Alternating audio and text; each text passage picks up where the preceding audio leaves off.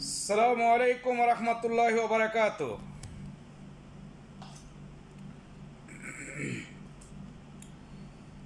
আপনারা সবাই কেমন আছেন? আশা করি আপনারা সবাই আল্লাহর রহমতে ভালো আছেন। বাংলাদেশের জনগণকে বলছি, আপনারা যদি এখনো সজাগ না হন তাহলে আপনাদের কপালে মহা বিপদ আসতেছে। আমিও একজন বাংলাদেশের জনগণ। আমি বাংলাদেশের জনগণের বিদায়ী আমি আপনাদেরকে জানাচ্ছি, এই স্বৈরাচার শেখ হাসিনা কিছু কুত্তা বাহিনী লইয়া ইন্ডিয়াতে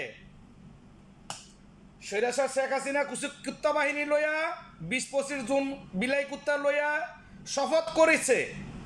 আমরা শপথ করিতেছি যে শেখ হাসিনাকে বাংলাদেশে ফিরিয়ে পুনরায় শেখ হাসিনাকে ক্ষমতা বসানো হোক। আপনার কাছে কি ভিডিও যায় নাই?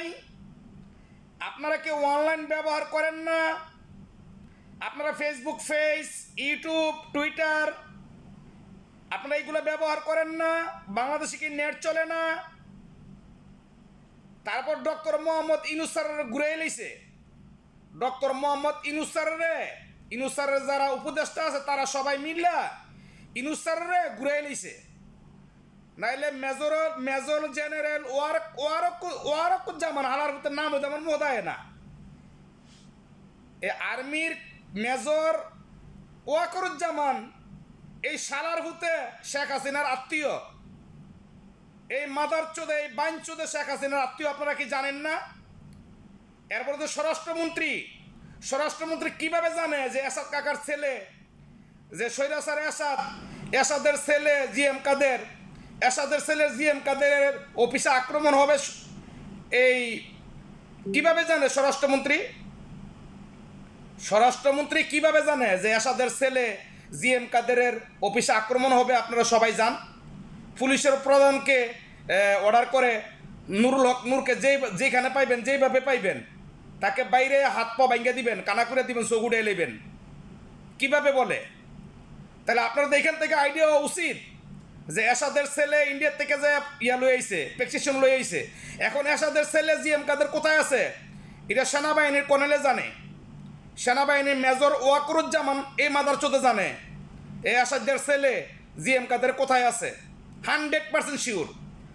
আর স্বরাষ্ট্রমন্ত্রী জানে বাংলাদেশের যত পার্টি আছেন, ইসলামিক পার্টি, হেফাজত ইসলাম, চরমুনাই, আটরশি, তারপরে নুরুল হক নূরের দল, তারপরে হইলে এনসিবি, বিএনপি, কেউর পয়সা থাকার সময় নাই। হাসিনারে তো কোনো কিছু করা হয়েছে না। হাসিনার 6 সম্মানই গেছে, হেলিকপ্টার দিয়া যাক আর প্লেন দিয়া যাক আর বিমান দিয়া যাক, 6 সম্মানই গেছে। তাকে কেউ কোনো কিছু করতে পারে নাই। জিএম কাদেরকে বিচারে বাইর করা হোক। জিএম কাদের কোথায় আছে? জিএম কাদেরকে বিচারে বাইর কইরা আইনের আওতায় না তার ফুটকি দিয়া ডিম দেওয়া হোক, গরম ডিম। আর সেনাবাহিনীর যে কর্নেল ওয়াকরুজ্জামান তাকে সরানো হোক। আর এই স্বরাষ্ট্রমন্ত্রী আমরা চাই না, এই স্বরাষ্ট্রমন্ত্রীকে সরানো হোক। আসিফ নজরুলকে সরানো হোক। আসিফ নজরুল শুধু বড় বড় কথা বলে, বিদেশিরকে নিয়ে বড় বড় কথা বলে। এই শালার ভূতে একটা পোল্ট্রিবাজ। এই শালার ভূতে ক্ষমতা আসার পরে এয়ারপোর্টে বহুত মানুষ, শত শত মানুষ এয়ারপোর্টে হয়রানি। আজকে 1 মাস যাবৎ ভিডিও দেখতেছি, এয়ারপোর্টে কোনো লোকে মান লয়ে বাড়িতে পারে না। বেটারা সবাই চোখের জল লইয়া বারো। কেন? এয়ারপোর্টে যাওয়ার পরে একটা মালও পায় না। বেটারা লাকিজ বিটকিজ সব খালি করে নিয়ে যায়। এয়ারপোর্ট থেকে মানুষের যাইব হাসি খুশিভাবে বাড়িব। 10 বছর 15 বছর 5 বছর বিদেশ করে গেছে, প্রবাস জীবন করে গেছে, ছেলে মেয়ের কাছে যাইব। হ্যাঁ, সবাই চোখের জল লইয়া বারো।